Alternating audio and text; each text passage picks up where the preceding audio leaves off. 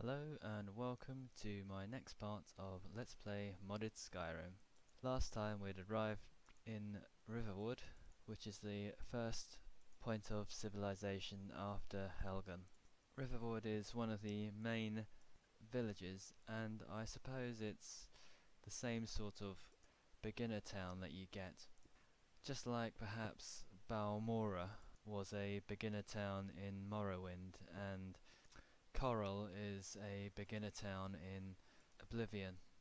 In Riverwood there's a general store and there's a blacksmith as well, so you can actually equip everything that you want here. My character's actually moving very slowly because he's tired, and that's the basic needs mods kicking in.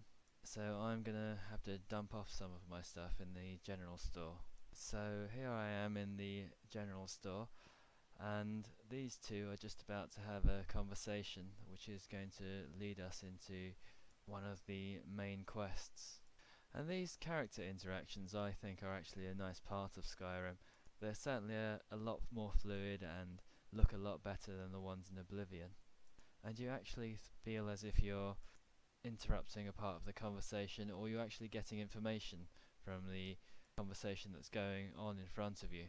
The original intent of Oblivion was that the Radiant AI would have rumours and gossip which you'd overhear, and then you'll go on to do a quest or carry out a mission rather than having a mission given to you. They didn't really succeed doing that in Oblivion, but in Skyrim it's much closer to achieving that objective.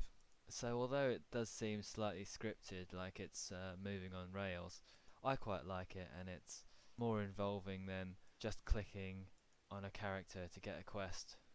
So shopkeeper's given me a mission to go and retrieve the Golden Claw because he doesn't want his sister to go and chase after the bandits, which I think is a pretty good idea considering the sister doesn't have any weapons and is just wearing a poverty dress. Fortunately, she does go and try to show me where it is that I have to go, which is Bleak Falls Barrow that Ralof showed us. But obviously right now she's just walking away and she doesn't really want to show us where to go. Fortunately, I already know, but we'll just let her walk back into the shop and I'll follow her because I need to dump off a few items. So I'll just sell a few things to Lucian Valerius. With the Sky UI, the interface for selling things is so much better than the original. You get to see everything in a proper category, and different items have a little icon next to them so you can recognise what they are, and it's a lot faster. If you notice, Lucian Valerius has some decent items like Grand Soul Gems, which he wouldn't have in the normal vanilla level, because I'm only a level 1 character. Again, that's part of the Skyrim de-leveled mod, and what that does, it alters loot levels and it alters merchant levels, so merchants don't magically get better stock, and merchants are actually worth buying things off. Because in the original Skyrim, merchants were only good for selling things to, which doesn't make much sense, because if you go to a shop, you don't go to a shop because you want to sell them something, you go to a shop because you want to buy something that's useful. You'll notice that everything that I sell as well isn't worth anything, and that's a mod too. It makes you less of a shopkeeper and a trader than an adventurer. So everything that I sell to a merchant is actually worth 6 times less than it was in the original version, and this stops me getting too much gold, so I actually have to do quests to get gold. And all the quests have actually been modded so they give slightly more gold, so it's a bit more worthwhile doing quests to get paid instead of wandering around killing the occasional bandit and then selling everything he owns. This guy right here, he's the husband of Gerda, but he doesn't really have any unique dialogue for you. But over here you can see the arrow pointing to Gerda, who's for some reason hiding behind the bushes trying to sweep. and she's who you need to talk to progress with the rest of the mission. And she gives you some fresh supplies if you want them, and also eventually she'll give you a key to her house, and that lets you rest, and that's very useful in the basic needs mod. But you can basically take everything she owns, and that includes food, alcohol, and also for some reason you can also take her family jewellery. And who wouldn't do that? I'll take a bit of her food as well, because that comes in quite handy.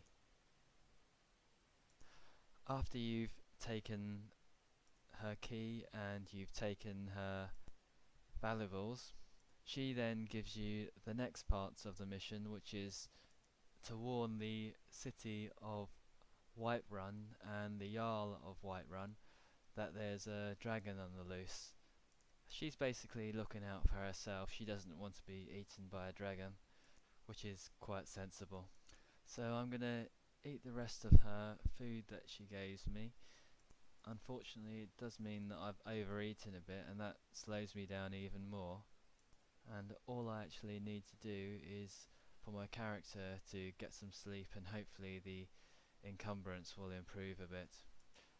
Since it's dark though, however, we'll make our way along the blacksmith's house to see what we can steal from him. For some reason the blacksmith decides to leave most of his blacksmithing goods outside where anyone can go around and steal them. I suppose that he's relying on his guard chickens to look out for anyone stealing anything. It's actually worth stealing things from this guy, because these steel ingots, they're quite rare at the start of the game, and you can improve your weapons and you can improve your armor with them. They're worth about 50 gold each. Unfortunately, I'm trying to sneak and someone's watching me. I think it's one of the chickens that's watching me, and that's why I can't sneak very well. If I look around and see who's looking out for me, I can't actually see anyone except that chicken perhaps over there. What I wanted to do here as well was to use the blacksmith to make some leather goods as well, because I actually need some satchels or some bandoliers, because I really need to be able to get my encumbrance up. And they actually look good and are quite a pleasing aesthetic component to your character. Once your character's got a couple of backpacks and bandoliers on, he does look like a proper adventurer. But you do need quite a lot of equipment to make a bandolier or a backpack, which I don't have right now.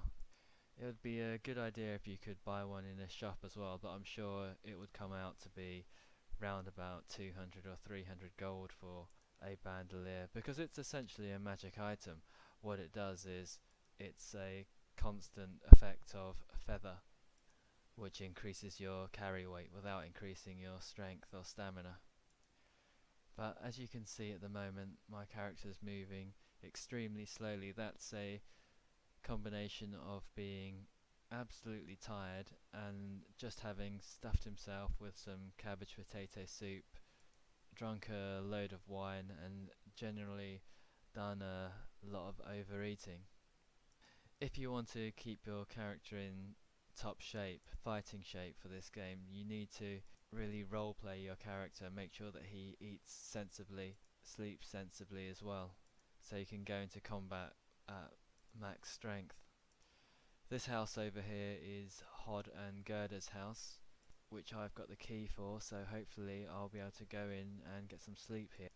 As I walk in, there's Hod sitting on the bed. There's a lot of food here, and all the food regenerates over time, so you can always go back here and pick up free food. There's a chest for me to store things in as well, and what I really need is a bed, and I think I'll rest. And that's actually going to be it for the Let's Play. So I hope you enjoyed it, and I'll hopefully See you next time.